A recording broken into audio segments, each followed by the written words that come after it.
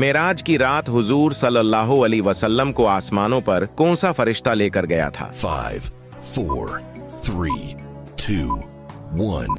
सही जवाब है हजरत जिब्राइल अलैहिस्सलाम। ऐसी वो कौन सी बुराई है जो इंसान को अंदर से खत्म कर देती है? 5, 4, 3, 2, 1. सही जवाब है हसद करना। क्या आप जानते हैं कि सबसे बदतरीन झूठ कौन सा है? 5, 4, 3, 2, 1. दुरुस्त जवाब है बदगुमानी करना।